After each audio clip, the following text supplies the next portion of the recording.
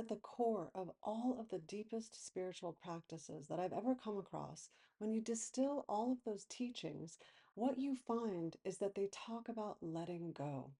Because what we have inside of us is this incredible consciousness, this divinity, this love, this God. And in order to feel that, in order to experience that, we need to learn how to let go of all of those blockages that are stopping us from experiencing that love and that light. In this video, I want to use Michael Singer, one of my favorite teachers, as an example to understand this process of letting go and the benefits of letting go. But before I begin, if at any point you find that this information is helpful, then please like and subscribe so more people have access to this video. Living Untethered. For those of you who aren't familiar with Michael Singer's work, he's written several different books: The Surrender Experiment, The Untethered Soul, and lastly, Living Untethered. Michael Singer breaks it down in a very, very simple way. The first thing that he really points out is that when you realize that all of your searching for happiness is not going to be fixed by looking outside of you, then you can start to work on this inner journey, this inner spiritual path, which is understanding first and foremost that you are not okay in there. When you realize, I'm not okay in here, something inside of me is not okay, which is why I'm constantly looking to solve this problem of not feeling okay inside by getting things outside. And this is futile because we've all tried it. We've all tried to find a solution for this inner problem, and it never works. We think that when we get the next thing or the next thing or the next thing, that we'll finally feel satiated, and yet we never do. So this is the process of this inward spiritual journey, is looking at some of this stuff that we've been holding on to and learning how to let it go. Now, Michael Singer points out that one of the hardest things to do is to actually be with these emotions, these icky emotions that we don't like. I've talked about letting go quite a bit on this channel, since this channel is called Let Go. And one of the things that I think people really have a hard time with is that they don't understand how to let go of something. We know what it feels like when we drop an argument and we let that go. But then when we leave that person, we're running that argument over and over in our minds. And so we haven't really let it go. We're still holding on to the feelings. We're having our own inner conversation with that person, even though we've supposedly dropped the argument and let go of this problem. This is exactly what we do with everything that we hold on to. When something happens to us that we do not like, what we do is we hold on to it by a number of different ways. We either suppress it, which is a conscious thing that we do, and we push it down and we tuck it away and we save it for later. Or we repress it, which is more unconscious. So we push it down, it's suppression, but it's unconscious suppression. Or we look to outer circumstances to try to fix the feelings that we don't want to have to look at. So we drink, we find entertainment, we find ways of distracting ourselves from having to face these really difficult things that we don't want to face. Once you realize that the real path, the highest path that you can take to releasing and letting go of your blockages, is to simply be with them. And by that I mean sit with them, feel them. Michael Singer even talks about keeping your heart open throughout every experience that you have in your life. Just don't shut your heart down. Don't shut yourself down. Don't shut out the experience that you're having that's right in front of you. So if we could just experience every single thing that happens to us fully without resisting it, right? Because we resist, we love to resist, we love to avoid. Letting go is getting rid of control. It's allowing yourself to stop trying to control everything in your life. And that's a really hard thing for people to do because it doesn't feel empowering at first. At first, it feels like you're giving up. That's why when I talk to people about letting go, it's very unappealing to most people. It feels like you've got your white surrender flag up and you're just giving up on life. You're sitting in apathy and you're approaching life with no excitement at all. And you're not feeling this incredible love and joy. And yet, the more that you let go, the more that you release, the more that you just allow life to unfold so beautifully in front of you, the more you will feel all of those incredible feelings that you're after. Being aware of being aware. The more I study the teachings of Yogananda through the Self-Realization Fellowship, the more I understand that the process that they're teaching you is this process of interiorizing your consciousness. And what do I mean by that? I mean that our consciousness is constantly being pulled in a million directions.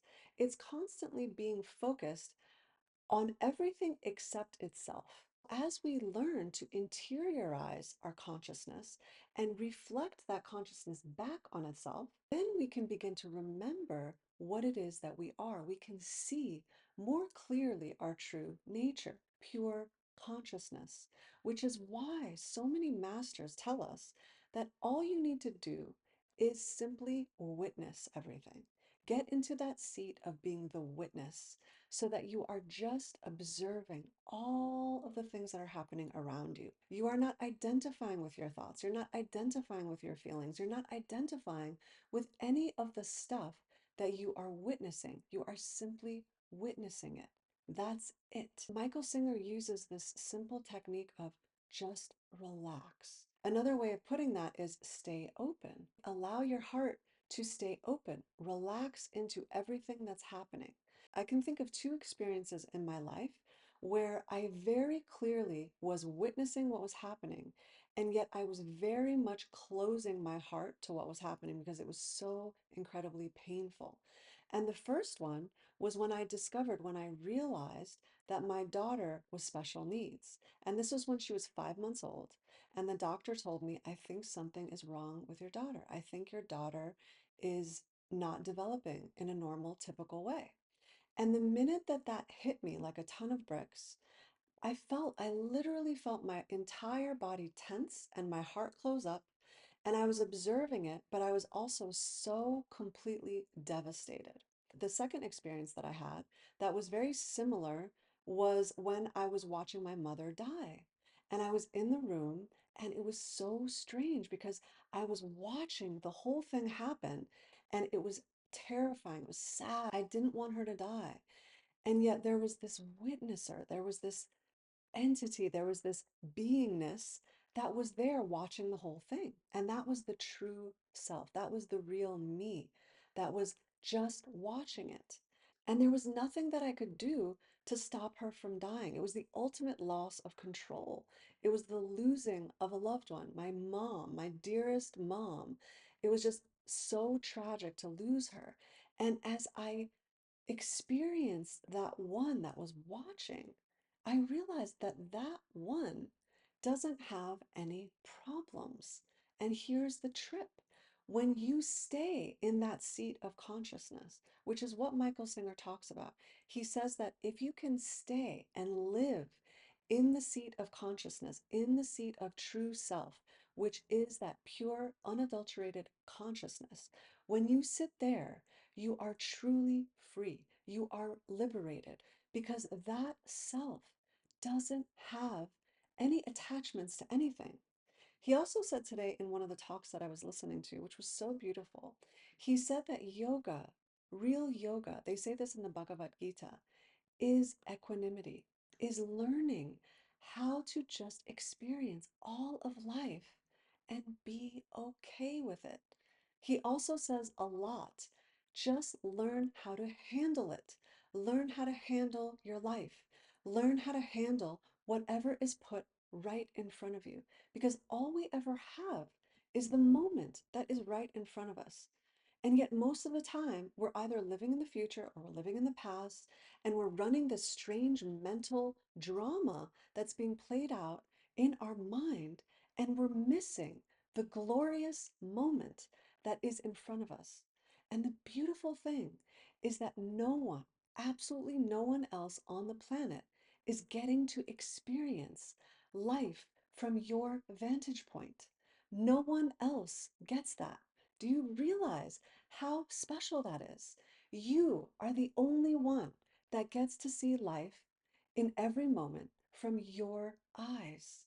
Nobody else, nothing else, not a single other being or creature on this planet or on any other planet gets to experience life the way you're experiencing it. And that is really incredibly special. That is something that we can all be grateful for. And life can be so simple if we just experience the moment that is right in front of us. Non-doership. This idea of doership. And he explains this. He talks about Lao Tzu and he talks about the Tao and how we can find this middle path of not doing, right? It's not about doing or not doing. It's simply a state of being. Life can be a state of beingness. We can sit in a state of allowing life to unfold in front of us, of allowing ourselves to simply witness and experience all of it. And that's not doing, that's being, right? It's not that we're consciously trying to control or manipulate anything. It's just allowing, allowing, this beautiful art of allowing. There is really nothing that we need do. Now, this is such a hard thing for people to practice because we're always busy. We're always needing to do something. We always feel that in order to pump up that sense of self, that sense of ego, that sense of importance that we need to be doing, we need to go out there and make it happen. And it's really what we're after is this sense of control.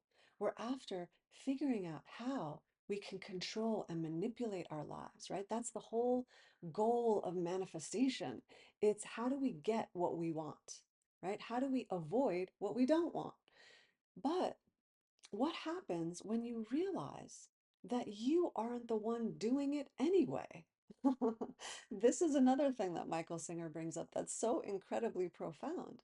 And this is actually very much in alignment with that realization that I had not that long ago that God is all there is, which means that we're not really doing any of it anyway. Michael Singer uses this beautiful analogy of imagine, just imagine for a moment if we were the ones that had to control the function of breathing, that if we actually had to think about how we're breathing, we would probably only be able to do that. We would not be able to do anything but think about how we're breathing. This is also true for all of the autonomic functions in our body, like our heartbeat. Imagine if we were the ones that had to figure out how fast our hearts had to beat. We wouldn't be able to carry on a conversation. We wouldn't be able to do anything else but figure out how our hearts need to beat. And even then, we wouldn't do a good job of it at all. Now, the question to ask is what is it that makes us think that we're the ones that are in control of any of this that's happening around us? How egoic it is of us to think that we are actually doing something when it's really God. It's really God. God is the one that's doing it. And that's the whole meaning behind let go and let God, right? When you let go, you're letting God do what it's already naturally doing. You're just not blocking yourself from that. You're not blocking yourself from the incredible, beautiful experiences that you could be having if you weren't blocking God, if you weren't stopping and resisting everything that was happening to you. And we've all done this. We've all decided that we're going to take life and we're going to make it happen the way that we want it to happen. We're going to hold on to it for dear life. No. What happens if we actually let go? What happens if we actually trust and have faith that everything is happening for us instead of to us? Because when we think things are happening to us, then we are always in a protective, defensive mode. We always think that we have to somehow figure out how to handle what's happening.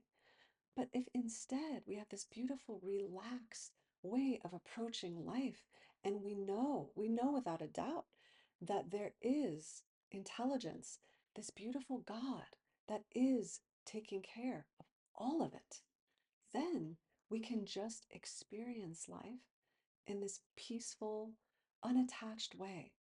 And we can really realize that there's nothing else that we really need to do in order to feel good other than to let go of trying to make anything be different. Now, this does not mean that we need to stop doing all of the things that we're doing, right? All of the things that are in place, that are in motion. If someone comes and asks us to do something, we can stay open. We can say yes.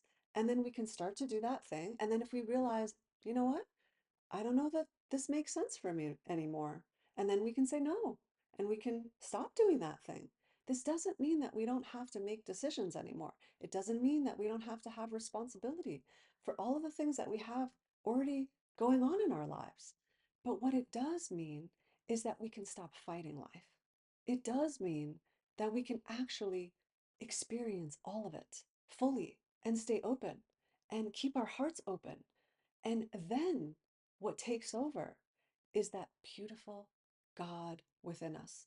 I love you all so much. I hope that this video can inspire you to start to question what it is that you might be holding on to so that you can begin this process of staying open, keeping your heart open, and letting go of these things that you don't really need anymore. Until next time, remember to let go.